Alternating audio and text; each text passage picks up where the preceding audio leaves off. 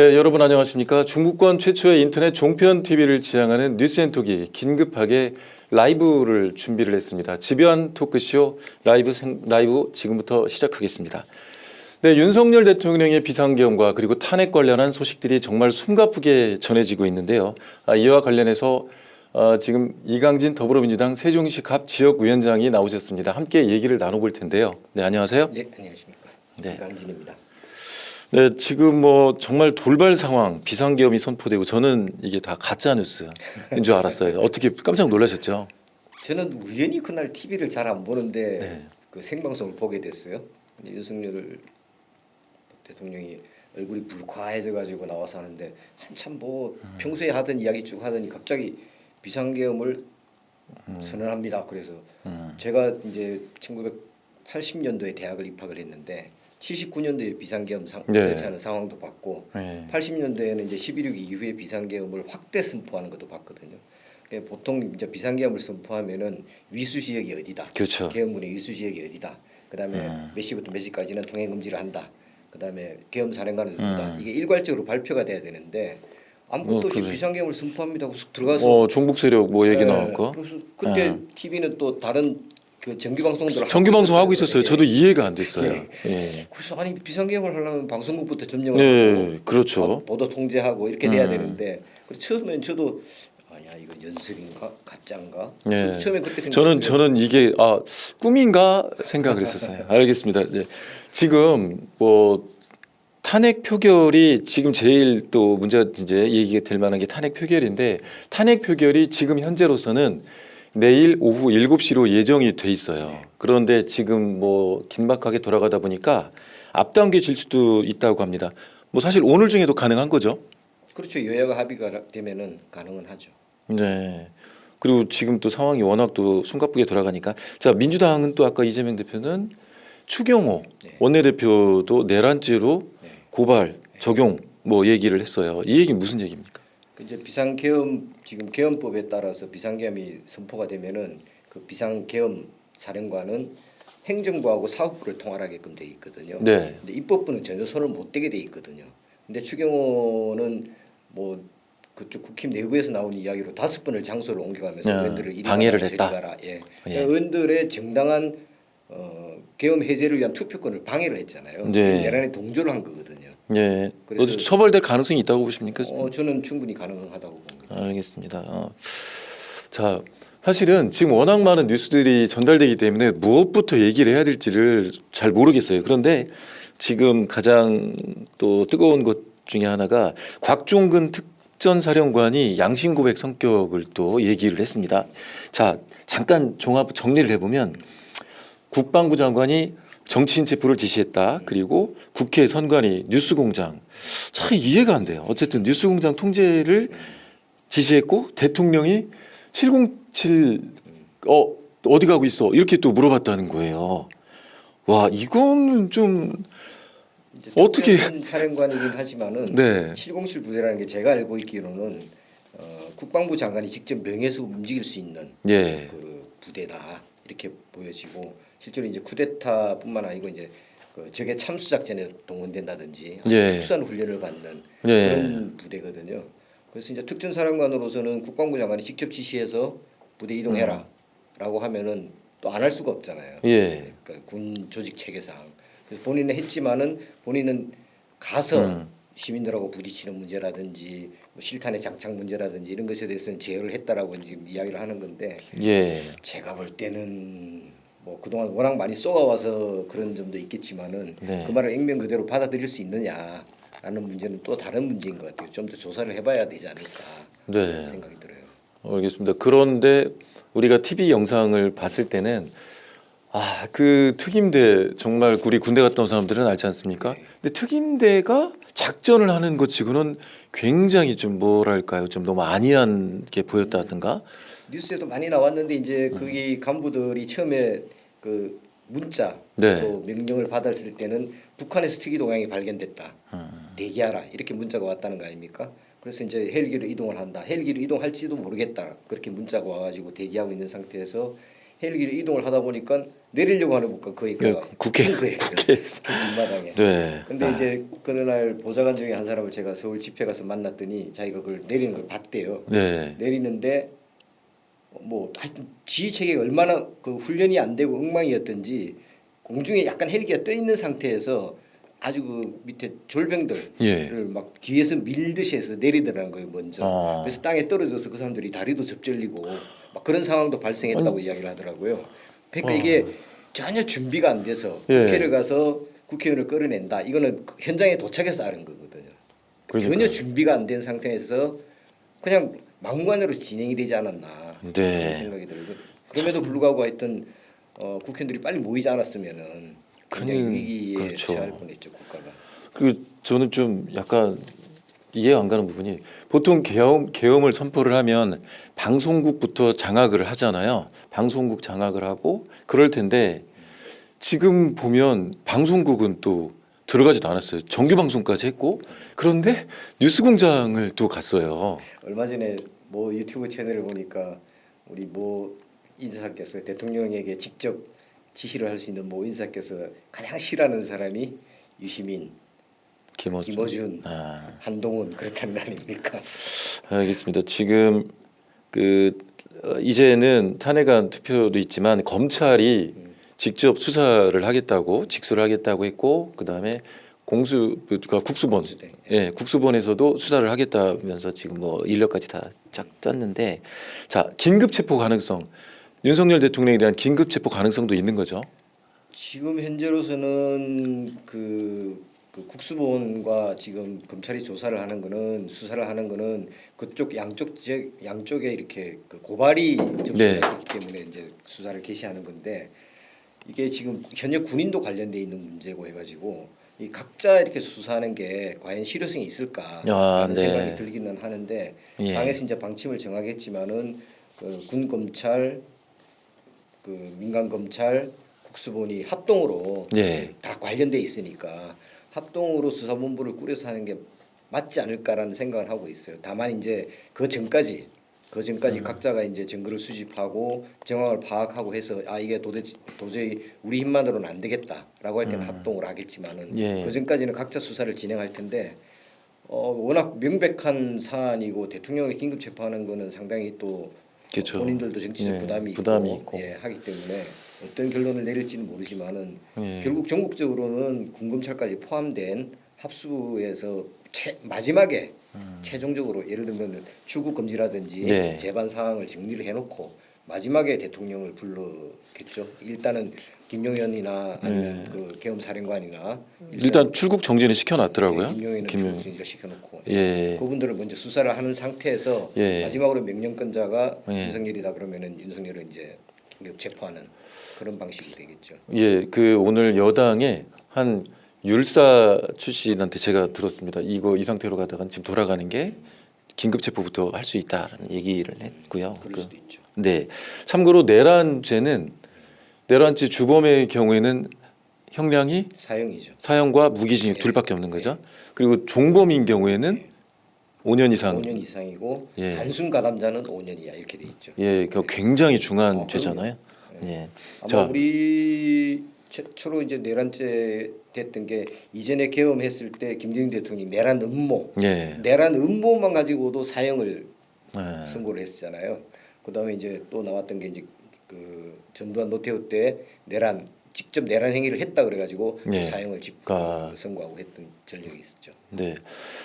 자, 여기서 지금 가장 걱정되는 뉴스가 2차 계엄 얘기가 지금 나오고 있거든요. 뭐 2차 계엄 그래서 지금 지휘관들은 정의치 대기해라 비상소집할 수 있다 이렇게 얘기를 했다고 하고 그런데 또 합동참모본부에서는 와 이거는 걱정하지 않아도 된다 또 이렇게 얘기를 했거든요. 우리 당의 전문가 의원들 이야기를 들어보면은 네. 계엄을 실행했던 그 조직이 그대로 유지가 되어 있다는 거예요. 예. 그러니까 뭐 일선 지휘관들을 교체를 한다든지 이런 것도 없고 네. 방첩사령관은 사의를 표명했어도 불구하고 윤석열이 반납을 했잖아요. 반려를 예. 시켰거든요. 예. 그러면 국방부 장관을 제외한 나머지는 그대로 있다는 거예요. 네. 그럼 충분히 가능성이 있죠. 와 이거 정말 이 계엄이라는 것을 대부분의 젊은 세대들은 잘 모르잖아요. 이게 얼마나 무서운 일인 건지. 저는 79년도 부마 항쟁 났을 때 부산 지역에 이제 그때는 위수령 예. 계엄령이 아니고 역시 군대가 통제를 하는 거죠. 군대가 이제 질서를 잡는다 그래서 곤봉 들고 와가지고 이제 학생들만 모여 있으면 휘두르고 다니고 부산시청 앞에는 탱크가 와 있고 예. 제가 한참 그때 예비고사 공부할 때인데 대학 입시를 준비할 때인데 시내에 한 번씩 나갔다 오면은 예. 이 주눅이 들어서 예. 걸어 다니지도 못하겠고 학원도 제대로 못 가겠고 뭐 그런 경험을 했었죠. 사실은 우리는 광주 5.18도 이제 계엄이 전국적으로 확대되면서 시작된 건데 그 전에 이제 서울역 앞에서 계속 집회를 했잖아요, 학생들. 예. 그 서울의 봄 이래가지고 집회를 했는데 저도 이제 그때 대학교 1학년으로서 서울역 집회에 참석했는데 그때 이제 학생들 사이에서도 계속 그런 이야기가 나왔어요. 군대가 투입된다더라. 예. 87년 6월 항쟁 때도 이제 명동성당에 일부 들어가서 그 시위를 농성을 하고 있으니까 군이 투입된다더라. 이런 우리 국민들은 예. 이 군사 독재를 경험하면서 뭔가 상황이 위급하면은 군대가 투입될 수 있다라는 항상 경계심을 가지고 있거든요. 왜냐하면 그 공포심이죠 일종의. 그런데 그게 2024년도에 공포심은 있지만 2024년도에 이런 일이 벌어질 거라고는 또 생각한 사람들이 많지 저도 않을까요? 생각을 전혀 안 했는데 네. 우리 김민석 최고위원이나 박선원 의원 같은 경우는 계속 이제 그쪽 정보들을 들으면서 파악을 했다 그러더라고요. 근데 이전하고 다른 거는 지금은 워낙 개인 SNS나 이런 게 발달이 돼가지고 어떤 식으로든 이 정보가 새어 나올 수밖에 없는 상황이거든요. 근데 그래서 그거를 아마 감안하지 않고 또 밀어붙이는 그러니까 사람들이 이제 있으니까 소수로만 문제인 거죠. 시작한 거죠. 네. 그러니까 일선 부대까지 다 지시를 못 하니까 예. 자기들이 가장 직할로 다룰 수 있는 707 부대, 예. 그 경찰 특수임무 부대, 특임대 이런 데만 동원을 한 거죠. 예. 그 비상계엄이 실시가 되면 그 뭐 대전시, 충남도, 뭐 세종시라든가 이런 지자체도 일단은 군 병력이 투입되는 거잖아요. 예. 특히 세종시 같은 경우는 이게 우리가 행정부처가 다 여기 있잖아요. 예. 그러면 이제 정부 부처 앞마다 다 탱크 설치되고 예. 비상기획관들 그 계엄사에서 다 들어가 가지고 차출받은 사람들 해가지고 예. 일일이 장관 결재 올라가는 것까지 다 그 사람들이 감시 감독하는 거거든요. 아 정말 이게 상상할 수가 없죠. 예. 특히 이런 언론사들은 예. 무조건 요주의 대상이 되는 거죠. SNS나 인터넷 통제를 하려고 했다 그러니까. 예. 방심을 뭐 이제 통해서. 뭐 뉴스도 검열받고 뉴스를 해야 되는 상황이고. 그런 상황이죠. 자, 또 이거 또 이제 이 시청자분들한테 좀 알려드려야 될 것 같아요. 선관위를 또 들어갔다는 거잖아요. 국회보다 더 많은 인원이 선관위를 장악하러 들어갔습니다. 이걸 어떻게 봐야 될까요? 지금은 다 이제 그냥 뇌피셜이에요. 네. 지금은 선관위를 들어간 이유가 무엇일까? 근데 이제 선관위 사무총장이 와서 제일 중요한 서버가 있는 곳에 네. 들어가서 뭐 서버를 탈취해 가진 않았지만은 들어가서 봤다라고 하는 거는 이게 오래된 이야기인데 이전에 국정원에서 한번 선관위 전체를 해커를 방지한다 그래가지고 다시 한번, 바꾼 적이 있었죠, 그거를 펀 시스템. 그 세팅한 적이 있잖아요. 그러니까 결국은 이제 생각하는 게 크게 두 덩어리로 보면은 선관위를 간과하고 그다음에 이제 그 국회를 간 거는 지금 현재 국회의 구조를 가지고는 아무것도 할 수 없다. 네. 국회를 일단 해산해야 되겠다. 그 해산의 근거를 마련하기 위해서 선관위에 뭔가 있지 않을까라고 해서 들어간 것 같아요. 근데 그러니까 뭐 그게 그 지난 총선이 예를 들어서 네. 부정선거였다. 근데 그게 참 멍청한 게 네. 제가 생각해도 멍청하다고 생각하는 게 뭐냐면은 총선은 각 지역에서 개표를 하잖아요. 네. 각 지역에 개표 참관인들이 수없이 들어가 있거든요. 정당 추천 개표 참관인들이. 그래서 거기서 바로바로 집계를 해서 다 안다고요. 결과를. 당락을 다 안다고요. 선관위의 전체로 집계가 되는 거는 대통령 선거밖에 없어요. 사실은. 그래서 대통령 선거는 자기들이 당선됐는데 그걸 부정선거를 찾기 위해서 가진 않았을 거고 총선에서 뭔가 부정선거에 빌미가 있다라고 하는 극우 유튜버들의 이야기를 너무 심취해서 보지 않았나. 그러니까 확인을 할 것이냐 아니면 조작을 할 것이냐 이 두 가지 그죠? 그러니까요. 네, 알겠습니다. 이게 결국에는 방송국을 점거하지 않고 그 IT 그 선관위 IT 서버를 점거를 했다. 이것은 정말 이거는 이 비상계엄의 목적이 무엇이냐에 대한 중요한 단서를 제공하는 것 그렇죠. 같아요. 이번 비상계엄 목적으로 확실한 거는 네. 국회를 장악해서 국회를 해산한다. 여기에만 주안점을 뒀던 것 같아요. 알겠습니다. 그래서 유일하게 비상계엄에 대해서 제어할 수 있는 것이 국회밖에 없으니까 예. 계엄 해제를 건의해서 대통령은 즉시 이행하도록 법률로 정해져 있으니까 국회만 방해 세력만 제거되면은 그다음에 방송국도 가고 뭐 행정부도 가고 이렇게 하려고 하지 않았나 그런 생각이 들어요. 네. 지금부터는 그 한동훈 대표 국민의힘 한동훈 대표 얘기를 해볼 건데요. 한동훈 대표가 오늘 아침에 굉장히 중요한 발언을 했잖아요. 오전에 윤 대통령이 방첩사령관에게 정치인들 체포를 지시했고 과천의 수감 장소까지 준비하라고 시켰다. 대통령은 지금 직무가 더 이상 유지돼서는 안 된다라고 직무 정지라고 콕 집어서 얘기를 했단 말이에요. 이거는 탄핵 투표하고 관련이 돼 있는 거죠? 관련이 아주 없다고는 볼 수 없지만 저는 그럼에도 불구하고 직접적인 행동에 나서기 전에 예를 들어서 의원들에게 자유투표를 하라든지 예. 아니면 우리는 당론으로 탄핵을 찬성한다든지 하지 않는 이상은 저는 믿지 않는 게 한동훈 대표의 지금까지 행태를 보면은 굉장히 쫄보 정치를 하고 있는 거거든요. 이전에 이제 윤석열 대통령하고 뭐 그 화재 현장에 가서 뭐 인사하는 것부터 시작해서 독대하자고 가서 겨우 하는 게 검찰 앞에 취조받는 피고인처럼 앉아 있는 모습부터 시작해서 굉장히 이제 또 전당대회 과정에서 그 김건희 여사 나눈 이게 텔레그램 메시지가 막 유출되는 거, 그다음에 당원 게시판에 자기 그 가족들 이름 쓴 이런 것들로 인해서 굉장히 몰리고 있는 상황이었는데 마침 이번에 계엄군이 한나라 그 국민의힘 당 대표실을 점거해서 한동훈을 체포하려고 했다. 그리고 또 구체적으로 이제 오늘 이야기 나온 것도 특전사령관이 이야기하면서 한동훈 이재명 등 그 우원식 등 정치인들을 체포하려고 했다. 이런 이야기 나오니까 본인의 신변을 위협을 느껴서 이런 액션을 취하는 게 아닌가라는 의구심을 갖고 있죠. 네, 그런데 지금 그러니까 이게 이제 정말로 국민을 위하고 그 정당의 대표로서의 임무를 생각하기보다는 본인의 신변 위협 때문에 이런 걸 이야기하지 않나 그런 생각이 들어요. 네, 한동훈 대표 얘기 나오니까 아까부터 계속 의심을 많이 하시는 것 같아요. 예. 네, 알겠습니다. 지금까지 뭐 최상병 특검도 그랬고 김건희 특검도 그랬고 수없이 많은 말을 뱉었지만은 하나도 이행된 게 없잖아요. 그리고 마지막에는 꼭 이재명 대표만 걸고 넘어지고 나머지 아무것도 못 하고 있잖아요. 근데 지금 그 윤석열 대통령이 오히려 한동훈 대표에게 독대를 요청했다. 지금까지는 또 반대로 한동훈 대표가 윤석열 대통령한테 독대해 주세요를 하다가 지금은 또 바뀌었어요. 근데 지금 만났는지 안 만났는지는 모르겠지만 아직 안 만난 것 같지만 굉장히 분수령이 될 것 같습니다. 그럼에도 불구하고 윤석열 대통령이 만나자고 한 거는 이 위기를 모면해 보자고 하는데 주안점이 있는 것이지 위기를 타개하기 위한 거는 아니라고 보거든요. 그리고 어차피 윤석열 대통령은 계엄을 선포했고 총책임자로서 모든 진두지휘를 했기 때문에 내란죄로 고발된 상황에 대해서 벗어날 수 없는 상황이잖아요. 그러면 이제 지금 일부 그 국민의힘 의원들이 뭐 개헌을 통해서 대통령을 조기 임기를 단축시켜서 하야시키자 뭐 이런 이야기까지 하는 마당에 그런 식의 위기 모면을 하기 위한 본인의 면피용으로 한동훈을 만나자고 하지 않았나 이런 생각이 들거든요. 네, 그럼에도 불구하고 굉장히 중요한 지금 또 시간이 된 거잖아요. 그러면은 이제 그걸 만나고 와서 한동훈이 그럼 우리는 탄핵은 안 하겠다라고 할 수 있을 것인가? 네. 라는 게 또 과제로 남잖아요.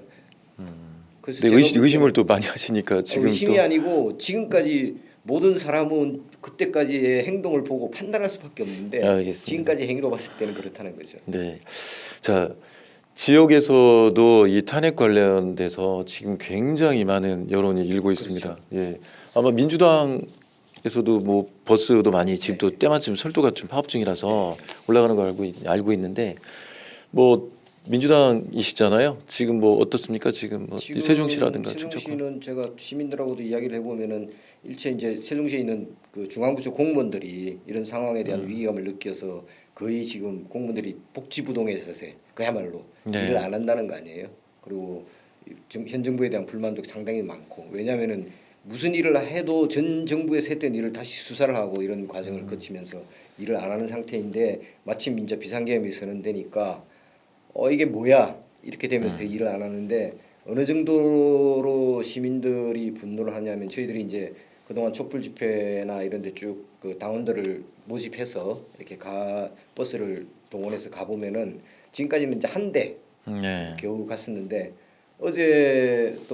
어제까지 한 대 했는데 어제부터 갑자기 지금 숫자가 너무 많이 늘어가지고 세종갑지역위원회가 이렇게 만들어지고 나서 최초로 버스가 3대가 동원돼서 지금 내일 올라갑니다. 당원들과 함께. 네, 알겠습니다. 와, 그 민주당은 이제 특검법 또 재민 사실 뭐 이 상황을 재미라고 표현하면 절대 안 되겠지만 민주당의 전략 같은 경우가 내년에 내일 예정대로 탄핵안에 대해서 투표를 했을 때는 특검법하고 이제 연결시킨다는 전략이잖아요. 어떤 내용인가요? 그러니까 이제 탄핵에 대한 법은 제적 3분의 2, 200명 이상이 찬성을 해야 통과가 되는 거고, 그다음에 김건희 특검법은 제2호가 왔는데 이거는 제석 3분의 2가 되면 되는 거거든요. 근데 지난번에는 제석 3분의 제2호가 왔을 때 제석에 국민의힘 의원들이 들어와 있었기 때문에 네. 3분의 1을 통과가 힘들었는데 지금은 이제 탄핵을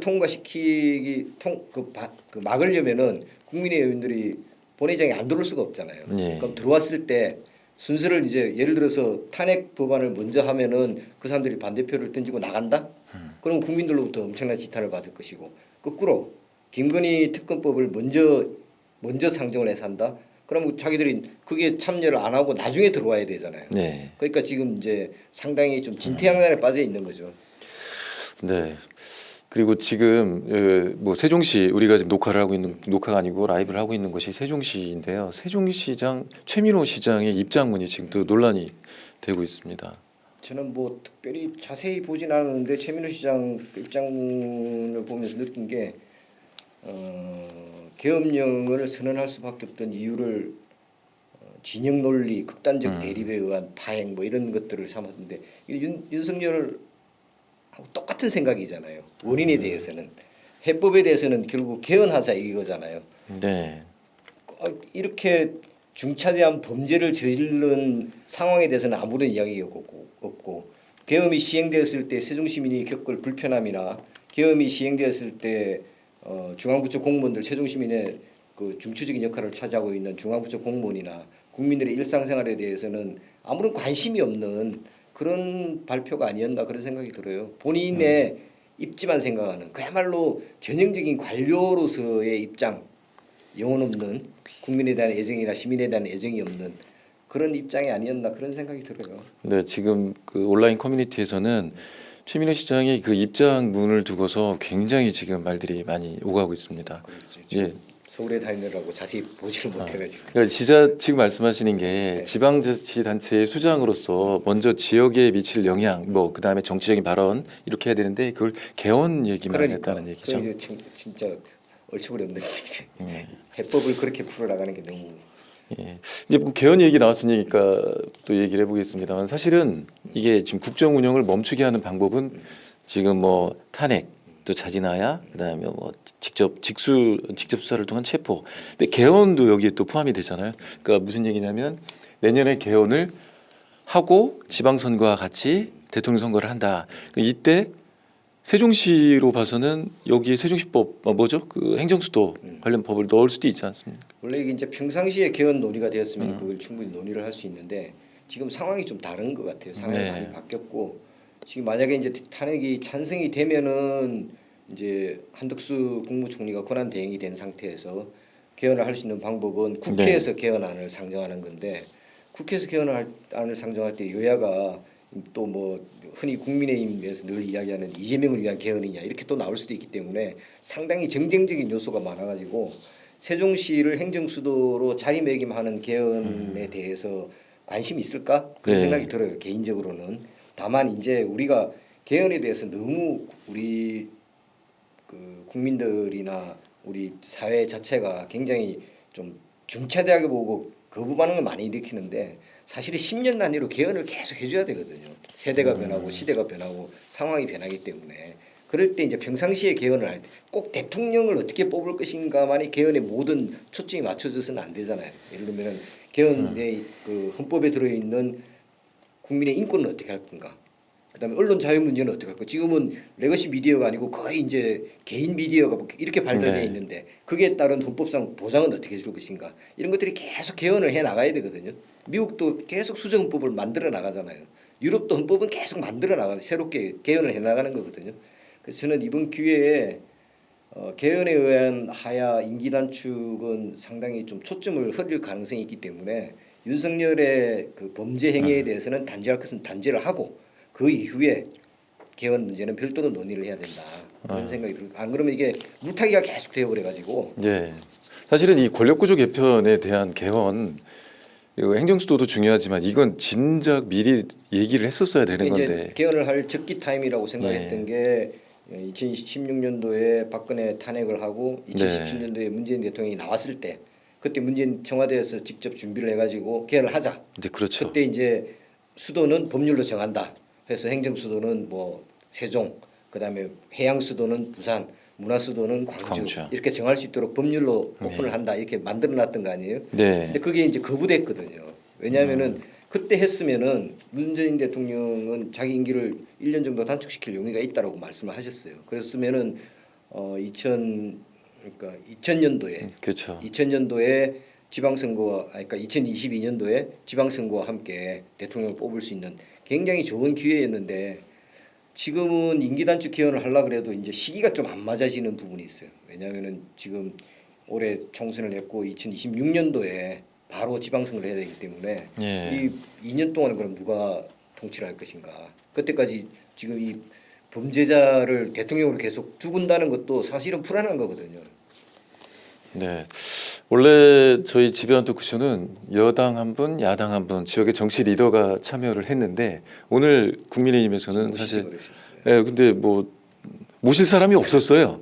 전화를 했는데 응하시는 분들도 없었고 뭐 그랬습니다. 그만큼 이 상황 자체가 지금 국민의힘이 굉장히 좀 사면초가에 몰린 네. 그러니까 국민의힘 대다수의 당원들이나 양심 있는 국회의원들은 그러지 않겠지만은 대통령 한 사람으로 인해서 벌어진 상황이다 보니 자기들도 뭐 보면은 지금 저는 얼핏 드는 생각이 딱 난파선 이런 생각이 많이 들었거든요. 국민의힘 의원들이 막 이 떠드는 이야기들 보면서 그러니까 호의가 안 되잖아요. 대통령 호의하는 게 안 되잖아요. 이전에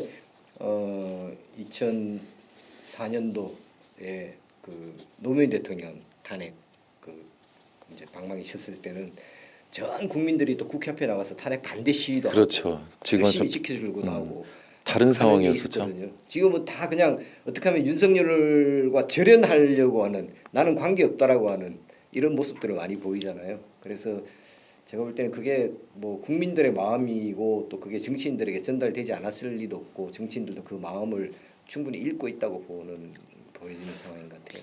네, 그 이 난파선에 대한민국이 지금 있다는 게 참 너무 안타깝습니다. 슬프죠. 슬프죠. 어제 보니까 이전에는 태국 여행 가면은 한국 돈을 내도 다 이렇게 지불이 됐는데 지금 안 받는다는 거 아니에요? 예, 깜짝 놀랐습니다. 여행객이 태국에 가서 한국 돈을 예, 환전을 안 해줬다고. 뭐 사우디 왕자도 안 온다 그러지. 네. 뭐 또 스페인이가 스웨덴 국왕인지 수상인지도 안 온다 그러지.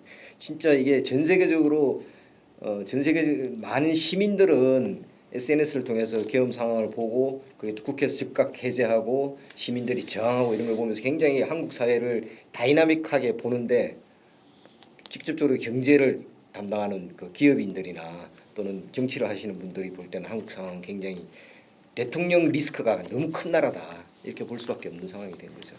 네, 뭐 상황에 따라서는 이런 위기가 또 기회가 될 수 있으니까 뭐 우리 대한민국 국민들 아주 집중해서 이 사태를 슬기롭게 잘 헤쳐나갔으면 국민들이 좋겠습니다. 뭐 지난번 계엄 발령됐을 때도 이전 같으면은 계엄한다 그러면 무서워서 다 집으로 숨었는데 뭐 라면 사고 그죠? 국회 앞으로 다 보이잖아요. 네, 깜짝 놀랐습니다. 자, 오늘 그 혼자 또 출연하셔가지고 많은 말씀해 주셨는데 자 이번 사태 어떻게 예상을 하시나요? 저는 예상이라기보다는 이제 나가야 될 길은 일단은 이제 탄핵에 머무르는 게 아니고 탄핵은 그냥 대통령의 직무를 정지시키는 거잖아요. 탄핵에 머무르는 게 아니고 이번 이 내란에 해당하는 범죄를 저지른 사람에 대한 철저한 수사, 처벌이 동시에 같이 가야 된다고 봐요. 그리고 이제 김건희 특검에 의해서 지금 수많이 뭐 노출되었던 도이치모터스는 이제는 아무것도 아닌 사건이 되어버렸어요. 제일 중요한 다 덮었습니다. 지금 모든 이슈를. 그러니까 제일 중요하게는 명태균이 이야기했던 그 공천 개입 문제. 그건 진짜 정당의 근간을 흔드는 거거든요. 진짜로 법무부 장관만 똑똑하면은 국민의힘을 위헌 심판 청구를 해도 될 정도로 정당 해산 청구를 해도 될 정도의 사안이 벌어져 있잖아요. 그런 부분에 대해서 국민들이 그동안 의구심을 갖고 있던 부분들에 대해서 좀 명쾌하게 밝혀지고 처벌받아서 처벌받고 그렇게 진행이 돼야 이게 마무리가 될 것 같고 앞으로는 결국은 이제 국민들이 그 계엄 해제를 위해서 노력해 주셨듯이 또 탄핵을 통과시키기 위해서 국민들이 노력해주고 우리 위대한 국민들의 힘을 믿고 나가면은 대한민국은 또다시 지난 한 4년, 3년 정도는 조금 어두웠지만은 새로운 희망이 있지 않을까 그런 생각이 듭니다. 근데 이 모든 문제가 우리 국민들이 직접 나서서 해결을 또 하고 있잖아요. 대한민국 국민하기 피곤하죠. 네. 참. 그리고 이게 보면 지금 수습을 해야 될 그런 부처 장관들이 어떻게 보면 이분들이 또 종범으로 엮일 수도 있는 상황이기 때문에 그래서 일부 도망가기도 하고 예. 반대했다고 이야기하기도 하고. 예, 지금 오늘부터는 뭐 다 아까 보건복지부 장관인가요? 자기는 찬성하지 않았다라고 얘기를 하고 지금 이 상황이 정말 너무 어디로 가고 있는지를 모르겠습니다. 그래서 우리 국민들 깨어있는 민주 시민들의 힘 이것만이 지금 우리가 믿을 것 같습니다. 네. 맞습니다. 네, 저희가 집요한 토크쇼 아주 갑자기 라이브로를 준비했는데 오늘 뭐 말씀 감사합니다. 네.